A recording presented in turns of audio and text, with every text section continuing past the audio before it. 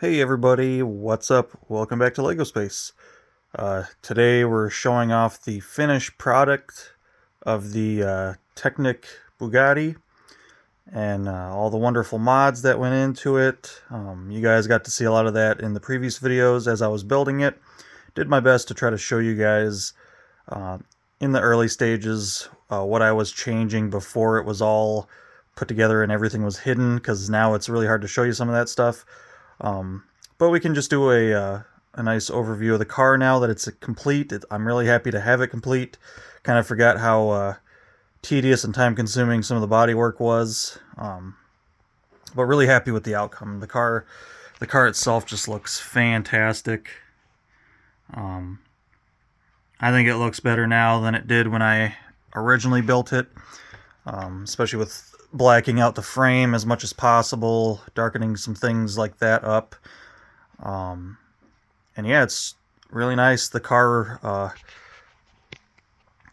rolls really nice. Um, it's super awesome to have the hand of God steering now. That's kind of a cool thing that we didn't have on here before. Um, some things that are kind of different between this and the Porsche up there. This sadly does not have a separate body. The body is actually a pretty interwoven piece when you build it, especially the roof line. A lot of that is really tied in to the chassis. So sadly, we didn't get an experience of where we could lift the body off and check out the chassis. Still a really cool car though. We have better gearing. I've actually ran it through the gearing, and the engine has little to no lagging, where before it had a lot of lag. The pistons would shudder and just wouldn't spin smooth with the wheels. And I've tested that. I've ran it through all the gears. Everything's really smooth. Everything works really nice. So not only did the mods from the mock work out really well, I put everything together correctly, which is always good. Like I said, this one a little bit more challenging in the instructions, just because it is a lot more parts in this than the Porsche. So a lot of that early on of the gearing and the building of the chassis and all that took a lot longer. Some pretty hard things to find here and there. But overall, super happy with how it came out. We'll show you the doors. So the doors as well kind of have a different locking method. They're not quite as exciting as the little springs and the handles on the Porsche, just because these do have stickered handles. So you probably could have done something right here, but it would look a little goofy. So JB70's way of kind of holding the door closed is this black L-shaped Technic piece, and it basically just kind of locks in behind this panel. This knob right here pushes it closed when you close the door. I mean, other than that, it's pretty cool. I do really like how everything looks now with having a mostly black frame. There's a few gray components here and there, just because some parts I don't have in black, and some parts they don't make in black. So, but really happy with it overall. The kind of show you guys here, that just kind of pushes that closed, pushes it up against there, and the door just kind of holds itself in place. Like I said, I did not go with the little Hand of God handle to raise and lower the wing on there. And actually, I should have left my instructions up here. I'm gonna get my instructions back up, just so that way we can show you some stuff here. I'm not going to run through the whole instructions. I just kind of want to see if I can show you guys pictures, if possible, here. Maybe not. bear with me just a minute here, guys. I'm gonna get on the internet. But while we're waiting for all that to boot up, you guys can see the back end came out really nice. I did have to, make sure I was putting my pre-stickered parts in the correct areas, especially these parts in the dash. There's quite a few of these particular parts in the model, and really had to make sure I put the correct ones in there. Let's see here. Go to my bookmarks quick.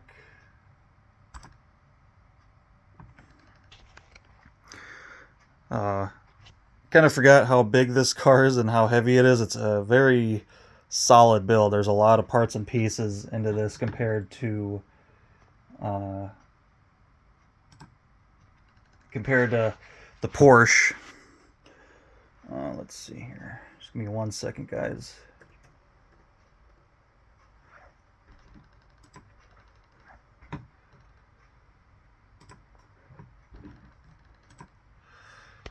But the car looks great. The top of the engine detail always looks really nice on that. Let's see here. There we go.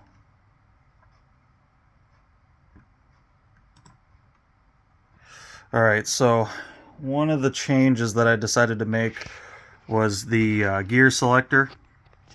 So, or the visual gear selector that you can see. So this is my gear selector, and I tried to make it as low key as possible. So basically, you see where the slot is cut in this collar. When that makes a full revolution, I know I've been through all the gears and it's time to go back. Now, what he originally had going on his was, you guys can kind of see that bigger piece that sticks up right there.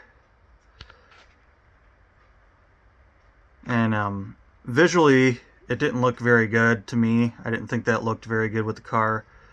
Of course, it's easy to see, but it just doesn't look very good. And then you guys can also see the handle sticking up in the back right there. So of course we did away with that, and then we just kind of made that a little bit more low key. And then I just put a dummy collar in the other side just to kind of even it out, so that way it doesn't look too weird. And honestly, if I don't even point those out, you guys wouldn't even notice them. So I'll see if I can get the car in a position here where I can shift through those gears to show you guys. My paddle shifter is really glad I went with some silver painted parts on that. Steering wheel still functions. You guys can see it's turning the hand of God steering. A little hard to steer it on the table when it's not moving, but I'm gonna shift through the gears here, and then you guys will be able to see. I gotta remember what weighs what here. So there's 1, 2, 3, 4, 5, 6, 7. 7 gears. 7 gears gets my slot a full rotation, or I guess that'd be a half rotation. And then, so that was pushing forward, and we'll pull back. And you guys can see that clicking back around. And then once it's back, then I can't pull it anymore.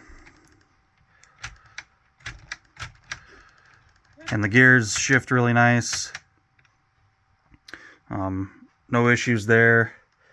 The engine rotation, it works really well.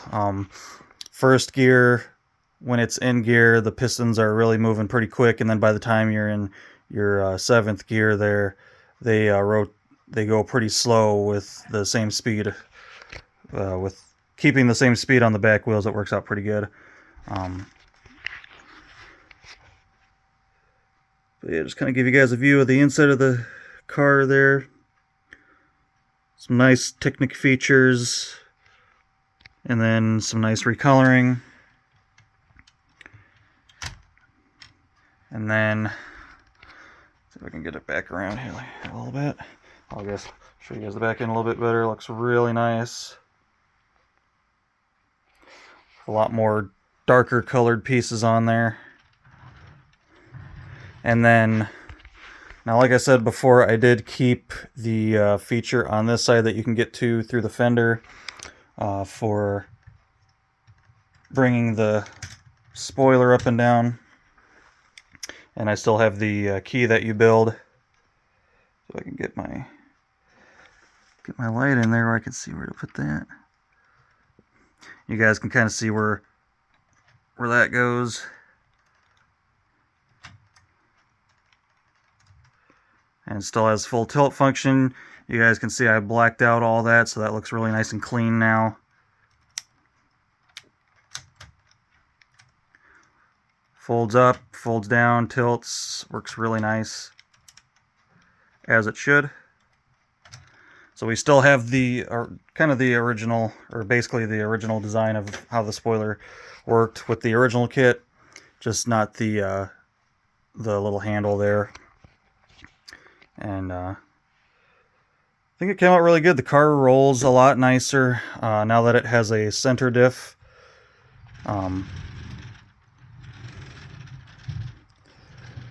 And also the suspension, my upgrade on the suspension. Front's kind of hard to see with all the stuff in the way now. There you guys can kind of see the top of one of the blue shocks now. So these are a stiffer shock. These are actually a what you would call an aftermarket piece. They have a stiffer spring on them, and for the suspension, you guys can see I have no, if I push that down, let go, it comes right back up. Really nice, responsive suspension. It does not sag at all. Those springs, having just one of those on each side would probably do a pretty good job, but we have two on each side, so really springy suspension, really good in the back too. You guys can see them a little bit more behind the tire there. But you actually have to exert a little force to get those to respond. So the car will hold itself up 100 times better now than what the yellow shocks were doing for it. So that was a big improvement. Even with having 4 yellow shocks up here, this front end still had sag just because it is a heavier car. There is a lot of plastic in this, a lot of parts, so it's a fairly heavy car. And of course, you know, the hood, we still have the hood opening. You guys can see a lot of the darker parts in there, a lot of black. And then of course we have our little driver bag in there still. These cool little pieces for like, I think it was like finding a special picture or something, if I remember correctly. It's been a few years since I messed with that stuff, but the stick shift itself, or the shifter, you know, we couldn't do anything about the red piece. I don't have any of those in black. I don't even know if Lego makes them in black, but I did replace the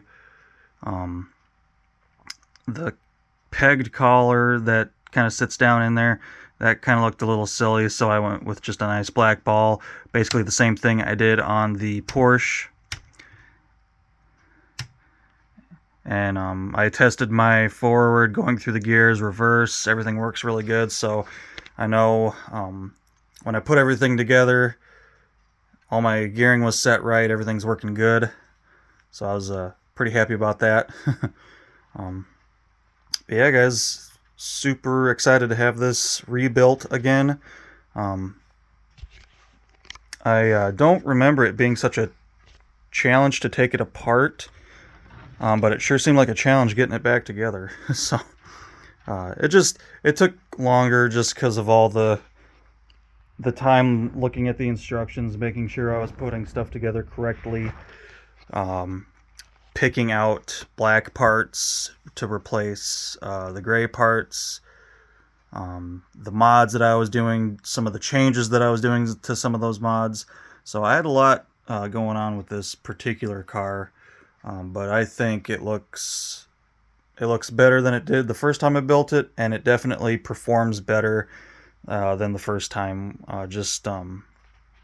The gearing, so much nicer. We don't have any lag in the gearing anymore. It's just really nice. The shifters, paddle shifters work really good. The car rolls really nice. But yeah, guys, that's pretty much it for the Bugatti series. Excuse me. Wrapping it up. You guys can see I have all my containers of parts sorted back into my collection, put away, because we need to make space for the next project. And we'll talk about that in the next video. So hopefully you guys are excited. I think I alluded to what the next project is anyway. But yeah, guys, hope you enjoyed the build. Hopefully, if you guys want to mod it, you guys kind of seen what goes into it, so it's not terrible. And honestly, I was worried about this feeling like a very plain build when I was going to rebuild it, because my initial plans for the Porsche and the Bugatti was just to disassemble them, to clean them, and then eventually reassemble them. And then luckily for me, before I started reassembling the Porsche, I was like, hey, I should find some modifications to do these. And then that's how this all came from, just wanting to clean them up to fully modding them, rebuilding them better than ever. So really cool, really excited now. Glad to have them built back into the collection. And yeah, so we'll keep them together for a long time, try to keep them dusted so I don't have to disassemble them again, at least for a long time. So yeah, guys, that's going to be it for this video. Hope you enjoyed it, and until next time, take care.